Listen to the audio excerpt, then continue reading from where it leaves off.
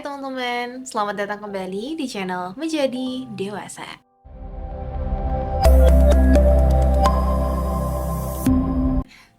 Gimana proses menjadi dewasanya udah mulai kuat? Kuat untuk menjalani kehidupan atau masih butuh penguat? Butuh penyemangat? Dan lain sebagainya? Butuh pasangan? Gimana teman-teman kabarnya? Aku gak bakalan bosen-bosen nih nanyain kabar kepada teman-teman karena barangkali teman-teman gak ada yang nanyain kabar. Gimana kabarnya? Ini gak kerasa udah hari Ahad lagi, dan setiap hari Ahad insya Allah aku bakalan menyapa teman-teman secara online, secara daring, secara tidak langsung gitu ya, di channel Menjadi Dewasa. Dan kita coba akan sama-sama refleksi bersama selama 1 minggu ke belakang udah ngelewatin apa aja sih gitu loh. Gimana kabarnya? Semoga sehat selalu ya teman-teman. Walaupun misalkan dihadapi atau dihadapkan lah ya, dihadapkan dengan dinamika kehidupan yang sangat berat banget. Ya, semoga teman-teman tetap bersyukur, tetap bahagia, dan tetap berterima kasih kepada Allah. Dan kali ini aku ingin sedikit sharing, nggak sedikit sih kayaknya, kita bakalan refleksi bersama selama 1 minggu ke belakang ya. Barangkali apa yang aku rasakan itu sama dengan yang teman-teman rasakan juga. Kalau aku pribadi di 1 minggu ke belakang, aku lagi mencoba untuk memanajemen hati, manajemen perasaan, mengosongkan hati dari orang-orang yang nggak pasti, nggak dong. Gitulah pokoknya. Aku lagi coba untuk memanajemen hati, memanajemen perasaan, memfilter setiap informasi yang masuk gitu ya. Karena apa ya namanya, input apapun yang masuk ke dalam diri kita, input informasi, apalagi ya, pokoknya hal-hal yang masuk ke dalam diri kita itu benar-benar mempengaruhi, apalagi di media sosial. Dan aku lagi merasa miris sih, bukan sih ya miris untuk 1 pekan ke belakang, karena basically aku adalah orang yang aktif di media sosial ya teman-teman. Dan karena aku juga kerja di media, jadi emang harus up to date terhadap apa sih yang terjadi saat ini gitu. Dan aku di media sosial juga memfollow beberapa akun Instagram tentang news, tentang berita-berita. Dan setiap kali aku membuka Instagram, ini mungkin karena algoritmanya Instagram ya, itu akan muncul hal-hal yang sering kita cari, kemudian sering kita apa ya namanya, pokoknya ya kayak gitulah ya, sering kita cari dan lain sebagainya. Akhir-akhir ini ketika aku melihat Instagram, banyak banget berita yang miris. Miris dan sedih sih. Ya mungkin pekan kemarin teh lagi hangat-hangatnya tentang timnas ya. Mulai dari euforia timnas yang ketika menang luar biasa. Wah, itu aku senang banget sih, euforia masyarakat Indonesia karena merasa wah, Indonesia dipersatukan kembali gitu ya. Dipersatukan kembali dengan sepak bola setelah terpecah belah karena Pilpres. Tapi setelah pertandingan kedua gitu ya, ketika melawan Uzbekistan, kemudian juga ketika melawan Irak, ada satu vibes yang berbeda gitu lah ya, karena qadarullahnya kalah gitu ya, belum ada kesempatan buat menang. Aku melihat wah ini, aduh, aku merasa malu ya, bukan malu ya, aku merasa miris juga gitu ya dengan sebagian netizen Indonesia yang mereka menghujat gitu ya, menghujat pemain Indonesianya itu sendiri. Itu ada salah satu pemain yang dihujat habis-habisan karena ngegolin ke gawang sendiri gitu ya. Itu kayak, ini kenapa gitu loh. Mereka tuh sudah berjuang untuk apa ya namanya, untuk membawa nama baik Indonesia, tapi ketika kalah dihujat habis-habisan. Jadi kayak wah, ini medsos tuh, aku pandangan terhadap media sosial ya, apapun yang kamu lakukan, mau itu benar gitu, apapun yang kamu lakukan walaupun itu benar, akan ada pandangan salah, akan ada yang ngehujat, karena tidak semua orang gitu ya suka terhadap apa yang kamu lakukan. Jadi standarisasi gitu ya di media sosial itu bukan salah benar kalau menurutku ya, tapi suka tidak suka. Walaupun konten yang kita sampaikan itu adalah benar, tapi ketika banyak orang yang nggak suka, dihujat juga kan. Iya kan, kayak satu titik kesalahan itu akan akan apa ya namanya, akan memunculkan hujatan walaupun kita udah udah melakukan kebaikan yang sangat luar biasa, yang sangat banyak. Dan bahkan kita juga sebagai, misalkan teman-teman sebagai content creator, mindset orang-orang content creator yang awal-awal, dan termasuk diriku sendiri gitu ya, seringkali dari 100% audiens yang menikmati konten kita gitu ya, yang merasa bahwa konten kita ini bermanfaat dan lain sebagainya, ketika ada 99% orang yang support kita, dan ternyata ada 1% orang yang hujat kita, itu beneran berpengaruh loh teman-teman. Dan kita seringkali, mindset kita seringkali fokus pada orang-orang yang gak suka sama kita, padahal ada 99% orang yang ngedukung kita loh. Dan itu sih, jadi kayak bahaya ya, lumayan challenging ketika teman-teman akan berkiprah di media gitu ya, teman-teman akan coba untuk menebarkan kebaikan di media sosial, ya emang harus siap dengan situasi dan kondisi netizen Indonesia yang sangat luar biasa ya, yang sangat luar biasa, dan ini sebagian orang gitu ya. Jadi menurutku ada yang kurang dari sebagian orang netizen Indonesia, yaitu kurang apa? Kurang mengapresiasi setiap apapun yang telah kita lakukan gitu ya. Para timnas yang berjuang di sana itu mereka dengan proses yang sangat luar biasa loh. Kita waktu itu ketika menang ya euforianya luar biasa, wah semuanya senang-senang dan lain sebagainya. Ketika kalah bukannya disupport gitu ya, ini malah dihujat gitu kan. Ini kayak, aku kalau ada di posisi itu, aku juga bakalan tutup komen gitu kan. Ada beberapa timnas yang tutup komen. Ternyata emang seluar biasa ini gitu ya, netizen plus 62. Tapi ada yang salah. Ada yang salah dari mungkin pendidikannya. Kenapa kita bisa gampang untuk menjudgment orang? Kenapa kita bisa gampang untuk menyalahkan orang? Kenapa kita bisa gampang untuk menghujat orang? Itu sih, kayak zaman sekarang kayak gampang banget menghujat orang. Tanpa, kalau bahasa Islamnya mah ya, tanpa ditabayun dulu gitu kan. Itu ya apa sih yang yang ramai banget itu juga. Yang kasus Sandra Dewi dan Dewi Sandra itu kan sampai, ya Allah, ini literasinya luar biasa ya, karena gampang menghujat orang itu kan ya, satu fenomena yang saat ini terjadi itu nggak banyak sih ya, sebagian orang ataupun oknum-oknum yang mudah untuk menghujat orang lain, yang mereka melihat orang lain itu dari sudut pandang keburukannya, bukan dari kebaikannya. Sehingga waktu itu pernah Kiai EN mengajarkan kepada kita. Kiai EN ini adalah pengasuh pengasuh Masjid Ismu Yahya, ataupun seorang inisiator gerakan Sidak Surgakan Indonesia dengan Al-Quran. Beliau pernah mengajarkan kami gitu ya, santri di RCH, bahwa kita harus berdoa kepada Allah. Berdoa apa? Agar Allah menutup aib dan kekurangan guru-guru kita, kekurangan teman-teman kita, kekurangan keluarga-keluarga kita gitu. Agar yang kita pandang dari mereka itu adalah kebaikannya saja. Walaupun misalkan si A itu melakukan kesalahan kepada kita, satu kesalahan, kita harus mengingat 10 kebaikan. Aduh, aku udah mulai kurang fokus nih. 10 kebaikan yang pernah ia lakukan kepada kita, teman-teman.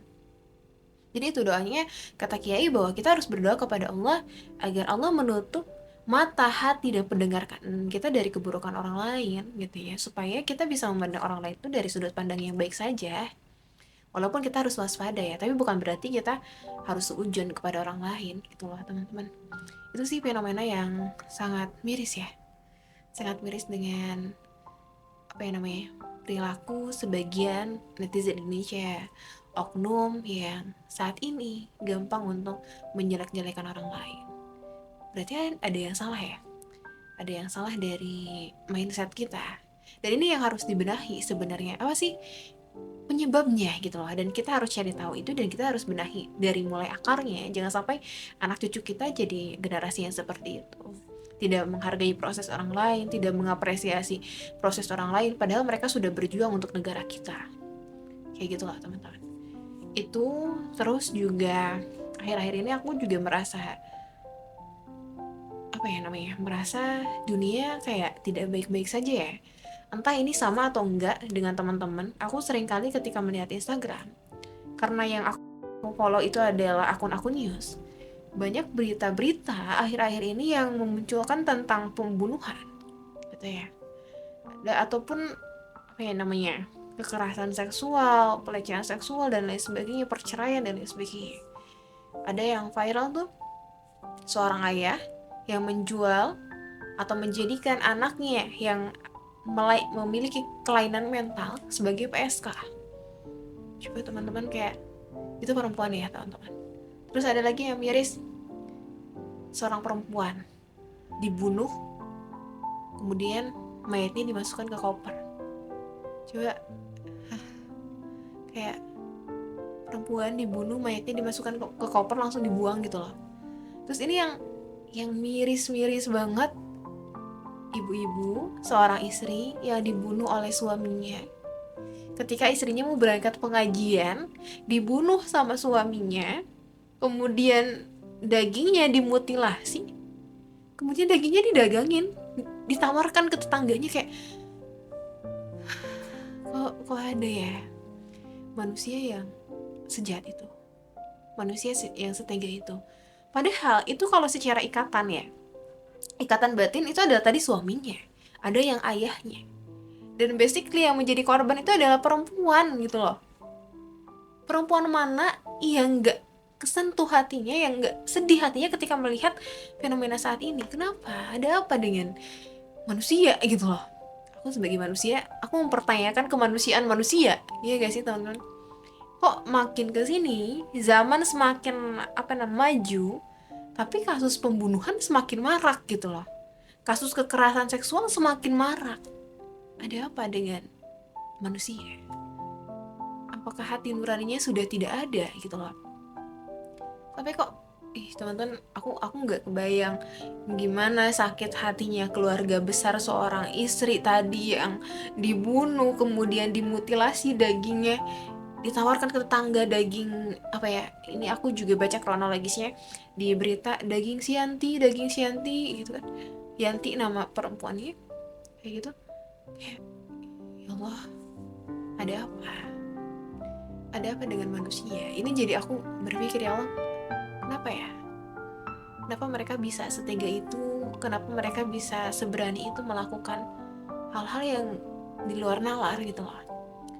Ya walaupun misalkan di berita juga dinyatakan bahwa mereka depresi, tapi sedepresi itukah sampai membunuh istrinya sendiri? Sedepresi itukah sampai menjadikan anaknya PSK? Sedepresi itukah sampai membunuh seorang perempuan, dimasukkan ke dalam koper? Ya Allah, sedih ya.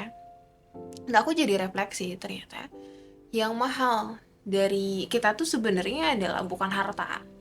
Yang berharga ya, yang mahal dan berharga bagi seorang manusia tuh bukan harta gak tuh, bukan harta, tapi hidayah, tapi hikmah yang Allah berikan kepada kita. Makanya aku jadi pada akhirnya bersyukur karena alhamdulillah aku ditempatkan oleh Allah gitu ya, masih dalam lingkungan yang kondusif, di lingkungan Qurani, di Rubin ID. Ini teman-teman yang belum tahu Rubin ID, boleh follow di Rubin ID, yang senantiasa saling mengingatkan dalam kebaikan gitu. Dan ternyata ini mahal loh, punya circle yang yang menjadi benteng kita untuk senantiasa mengingat Allah, ataupun yang menjadi benteng kita untuk ketika ada satu kemaksiatan yang mengajak kepada kita, itu jadi benteng ataupun jadi satu pemantik untuk mengingat kepada Allah, tuh itu mahal. Dan yang seringkali Kiai EN ajarkan kepada kami adalah, kalau misalkan kita sebagai seorang hamba, sebenarnya secara hakikatnya kita tidak perlu meminta rizki, kita tidak perlu meminta kekayaan, kita tidak perlu meminta rumah, kita tidak perlu meminta kebahagiaan dan lain sebagainya, karena itu udah bakalan dikasih sama Allah. Udah ada jaminan gitu loh. Allah sudah menjamin seorang hamba ketika mereka hidup, sudah dijamin rezekinya, sudah dijamin rezeki untuk dia berkehidupan, misalkan sudah dijamin rezeki untuk dia berumah tangga dan lain sebagainya. Apa yang belum dijamin gitu kan? Yang belum dijamin adalah petunjuk dan hidayah, makanya dan juga ampunan. Dalam ayat-ayat Al-Quran, Rabbana la tuzigh qulubana ba'da idh hadaitana wa hab lana min ladunka rahmatan innaka antal wahhab. Itu doa supaya kita dipancing hatinya gitu ya, diistiqomahkan hati. Rabbana taqabbal minna innaka antas samiul alim wa tub alaina innaka antat tawwabur rahim. Itu doa supaya apapun yang kita lakukan diterima oleh Allah gitu loh. Jadi ketika minta kepada Allah, ya Allah, minta petunjuk, ihdinas siratal mustaqim. Tunjukilah kami ke jalan yang lurus gitu. Ada gak sih Rasul, ada gak riwayat gitu ya? Aku belum tahu ya. Tapi kalau kata Kiai gitu ya, Rasul-Rasul dalam Al-Quran gitu ya, Rasulullah, kemudian para nabi meminta kepada Allah tuh meminta petunjuk. Kenapa gak minta kekayaan? Karena itu udah dijamin sama Allah gitu. Yang mahal itu petunjuk, yang mahal itu hidayah, yang mahal itu hikmah, teman-teman. Jadi ketika misalkan kita berdoa gitu ya, berdoa kepada Allah, mintalah hal-hal yang urgent. Yang urgent itu bukan duniawi saja. Seringkali aku gitu ya, mungkin kita semua terlalu fokus pada duniawi. Ya Allah, aku ingin lulus S2 gitu, aku ingin dapat beasiswa S2, aku ingin dapat kekayaan 1 miliar, misalkan aku ingin dapat jodoh yang satu frekuensi dan lain sebagainya. Tapi kita lupa untuk meminta hidayah, lupa untuk meminta petunjuk, lupa untuk senantiasa dibimbing oleh Allah, lupa untuk meminta ampunan. Karena itu adalah satu hal yang harus diminta, teman. Gitu. Itu kalau misalkan rezeki itu udah ada udah ada jaminannya. Kalau kata Kiai, setiap orang itu punya jatah rezekinya masing-masing. Jatah rezeki umroh, jatah rezeki haji itu udah ada gitu. Tapi pertanyaannya, apakah kita sudah memenuhi syarat atau tidak gitu ya? Sudah memenuhi syarat atau belum untuk melakukan umroh, untuk melakukan haji? Barangkali kenapa saat ini kita belum dipanggil oleh Allah ke Baitullah, belum diundang oleh Allah ke Baitullah, kita belum memenuhi syaratnya. Kualifikasi orang yang umroh misalkan bukan karena hartanya banyak gitu. Kalau misalkan hartanya banyak gitu ya, banyak sekarang fenomena-fenomena yang misalkan ada yang secara ekonomi itu menengah ke bawah, tapi qadarullah ketika Allah panggil mereka, ketika mereka diundang ke Baitullah, mereka datang juga karena mereka sudah memenuhi kualifikasi untuk umroh, karena mereka sudah memenuhi kualifikasi untuk untuk haji dan lain sebagainya. Jadi tadi kita harus senantiasa untuk meminta hidayah kepada Allah, untuk meminta petunjuk kepada Allah, untuk meminta kepada Allah agar diistiqomahkan, gitu kan? Agar pancitnya bahasa Sunda nama pancitkan hatinya. Agar Allah senantiasa bimbing kita dalam kebaikan, gitu kan? Senantiasa bersyukur terhadap apapun yang terjadi, tidak kufur nikmat dan lain sebagainya. Jadi menurutku emang ternyata penting ya. Ternyata penting untuk belajar ilmu agama. Ternyata penting kita punya guru. Kekayaan itu bakalan habis 1 bulan 2 bulan habis. Tapi ketika kita punya guru yang senantiasa mengingatkan kita dalam kebaikan gitu ya, itu jadi kayak ya selama guru itu masih ada, masih hidup, ya kita akan senantiasa keep in touch dengan mereka. Dan ini yang mahal ternyata. Ya Allah, aku kayak alhamdulillah banget, terima kasih banyak ya Allah karena sudah menghadirkan orang-orang yang mereka kolaboratif ketika diajak untuk mendekat kepadamu. Dan ini teman-teman yang mungkin mendengarkan diriku gitu ya, ataupun menonton channel ini, teman-teman segera untuk mencari orang-orang tersebut. Jangan sampai ya tadi teman-teman terlena dengan kehidupan dunia hingga pada akhirnya lupa kepada Allah. Dan seringkali ini juga aku ingin bahas ya teman-teman. Ada satu kalimat yang KIN sampaikan waktu itu dalam kajian adalah, ini juga jadi satu pemantik reminder dan juga satu tamparan bagi diriku ketika aku menjalani kehidupan ya. Satu mindset yang baik untuk teman-teman tanamkan. Itu tentang, beliau menyampaikan bahwa yang paling ngeri itu adalah kafir setelah beriman. Kalau kita berpikir sekilas ketika berbicara mengenai kafir setelah beriman, berarti kita akan memikirkan, dia murtad dong, dia pindah agama dari Islam ke non-muslim gitu ya. Dia ya tadi misalkan dia sudah tidak beragama Islam lagi. No, ya mungkin secara besarnya itu seperti itu, tapi indikasi penyakit kafir setelah beriman itu muncul. Simpelnya ataupun kecilnya adalah ketika kita diberikan kenikmatan oleh Allah hingga pada akhirnya kita lupa kepada sang pemberi nikmat. Ini juga jadi reminder ya. Ini indikator lupanya, atau kalau misalkan secara kuantitas itu bisa teman-teman ukur. Alat ukurnya seperti apa sih? Gitu. Misal, ketika teman-teman pengen A, B, C, D, teman-teman minta sama Allah, Atau ini deh gampangnya, anak-anak SMA ketika mau masuk perguruan tinggi, wah tahajudnya rajin, kemudian tilawahnya rajin, ke masjidnya rajin, dan lain sebagainya. Tapi ketika udah keterima di perguruan tinggi, ketika udah kuliah, tahajudnya bolong-bolong. Tilawahnya karena alasan aku sibuk kuliah, tilawahnya nggak tilawah lagi. Itu adalah satu alat ukur bahwa kita masuk dalam kategori kafir setelah beriman. Itu indikasi kecilnya ya teman. Jadi aku, oh iya ya, seharusnya ketika kita diberikan kenikmatan oleh Allah, kita harus semakin semangat dong ibadahnya. Jangan karena ada maunya aja kita deket sama Allah, tapi ketika udah dikasih kita lupa sama Allah. Gitu teman-teman. Itu jadi kayak, oh iya, ketika aku diberikan kenikmatan berarti amalan aku juga harus bertambah.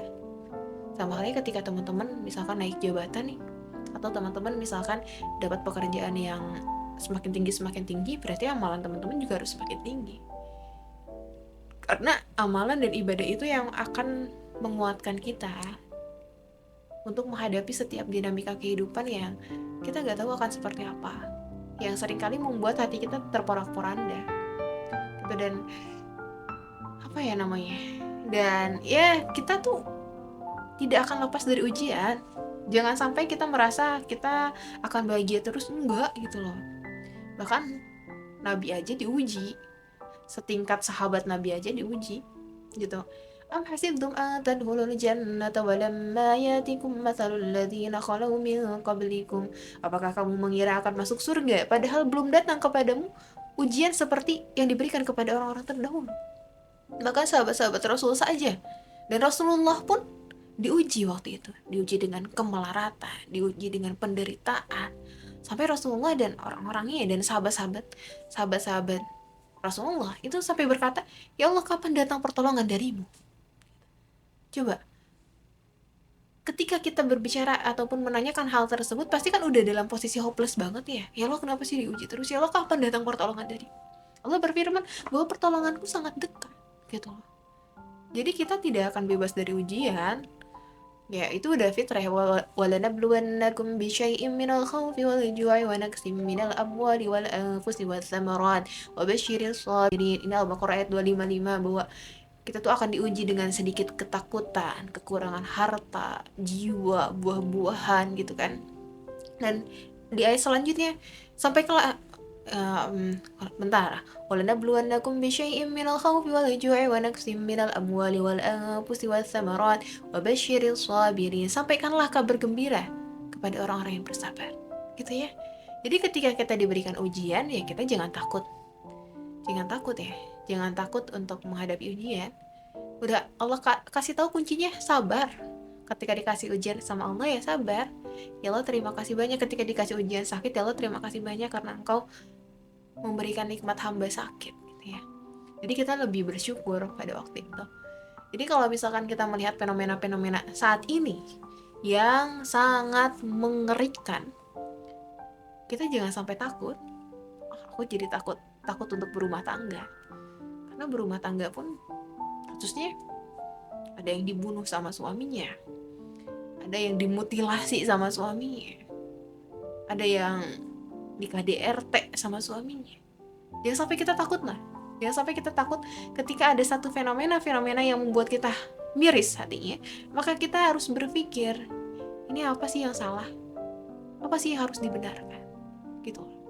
Dan yang terpenting menurutku adalah karena kita seringkali lupa untuk menyadari fitrah keimanan. Iman itu penting loh.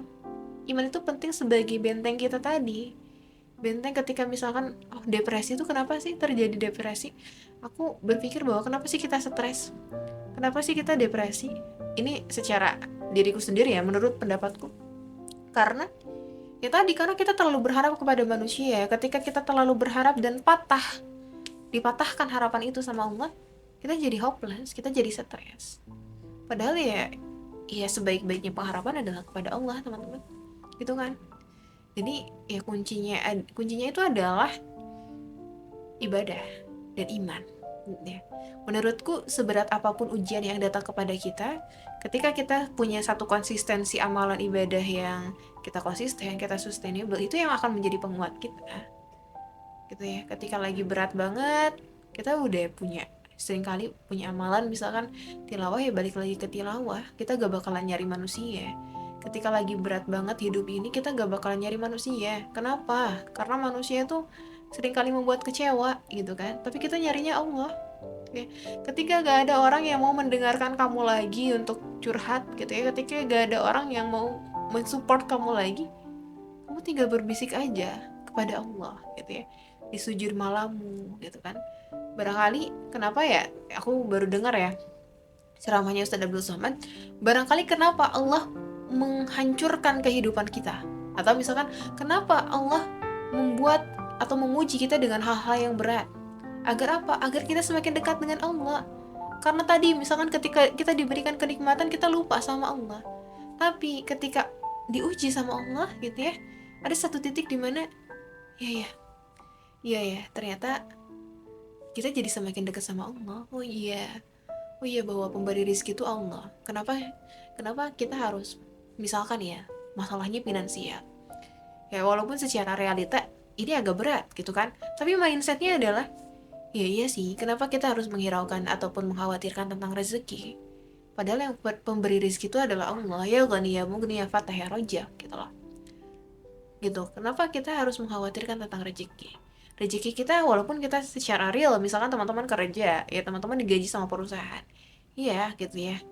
Walaupun secara real teman-teman digaji sama perusahaan, tapi sebenarnya yang ngasih rezeki itu adalah Allah kan. Perusahaan itu hanyalah jalan aja. Kenapa gak mintanya sama Allah?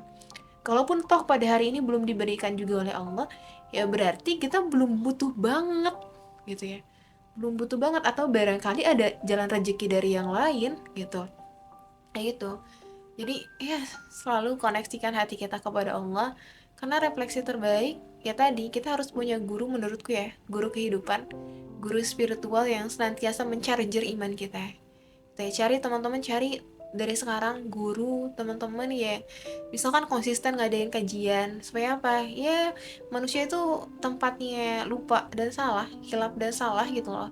Kalau misalkan gak punya guru ya kadang kita jadi tadi stres, depresi, hingga pada akhirnya jadi orang yang manusia sih tapi kayak diragukan kemanusiaannya, kok bisa tega banget membunuh manusia lagi gitu loh.